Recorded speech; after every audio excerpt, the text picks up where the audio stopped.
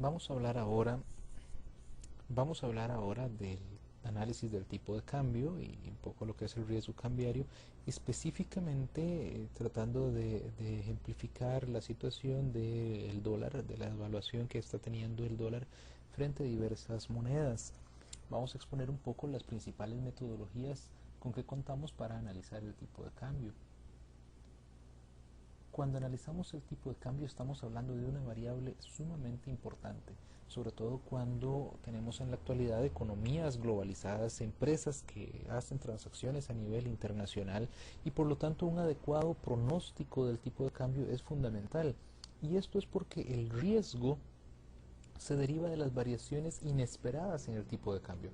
O sea, realmente hay un riesgo cambiario, hay un riesgo en el tipo de cambio cuando el tipo de cambio varía o fluctúa y uno no esperaba esa fluctuación. Si la fluctuación es esperada, entonces ya no hay riesgo en el sentido de que ya sabemos de alguna forma pudimos prever el movimiento que iba a tener el tipo de cambio y por eso es entonces que se vuelve necesario un adecuado pronóstico, algo que nos permita de alguna manera poder estimar, establecer por lo menos un rango, un margen dentro del cual nosotros tengamos alguna noción de cuál va a ser el comportamiento futuro de una moneda. Cuando hablamos del dólar, estamos hablando de que durante los últimos años, tal vez se ha intensificado durante los últimos meses y semanas, el dólar se ha venido devaluando frente a monedas importantes como es el euro, como es el yen, como es la libra esterlina, e incluso frente a muchas otras monedas, incluso monedas latinoamericanas que se han estado apreciando con respecto al dólar o bien el dólar se ha estado depreciando con respecto a estas monedas. Veamos por ejemplo aquí este gráfico que nos muestra la evolución del tipo de cambio del dólar con respecto al euro. Aquí este gráfico nos está mostrando la cantidad de dólares que debemos dar a cambio de un euro y vemos cómo cada vez tenemos que entregar más dólares a cambio del mismo euro. Veamos el gráfico que empieza aquí la serie en 2003 cuando más o menos ambas monedas tenían el mismo valor, pero bueno, toda una serie de sucesos que ahora vamos a comentar un poco han ido ocasionando que el dólar se haya venido depreciando a lo largo del tiempo y vemos como aquí hay toda una tendencia que nos va mostrando que el dólar va perdiendo su valor mientras que el euro lo va bajando y recientemente pues ya se ha superado este 1,6, lo cual pues nos muestra que el dólar ha seguido esta tendencia de devaluación.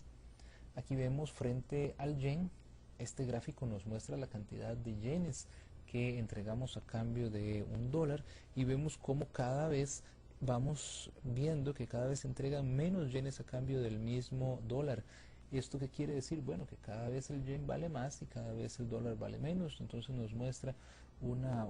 también una tendencia hacia una depreciación del dólar y una apreciación del yen.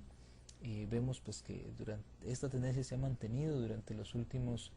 años de una manera pues consistente. Cuando analizamos el tipo de cambio, tenemos básicamente dos corrientes metodológicas para analizar el tipo de cambio. Hay una que llamamos el análisis fundamental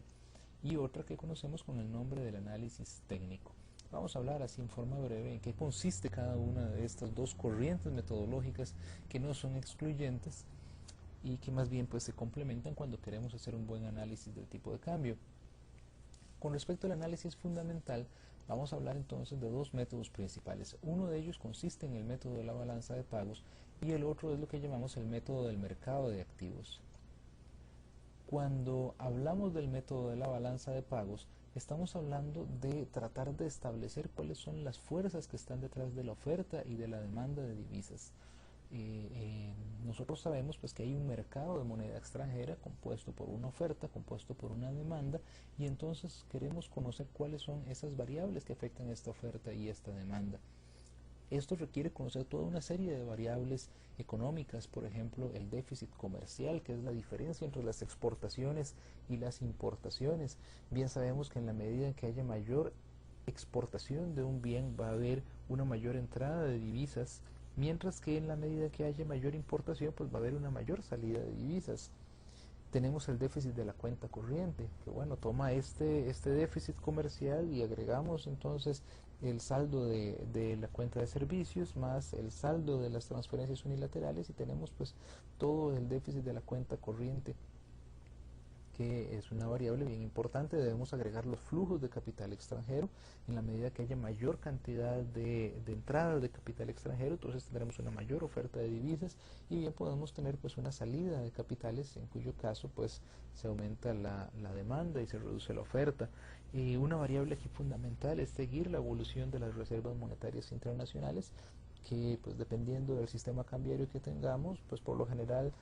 va a ser una variable que va a reflejar el comportamiento que está teniendo la oferta y la demanda. Así, en la medida que veamos que un país está acumulando mayor cantidad de sus reservas monetarias, tenderíamos a pensar pues que hay un crecimiento en la oferta,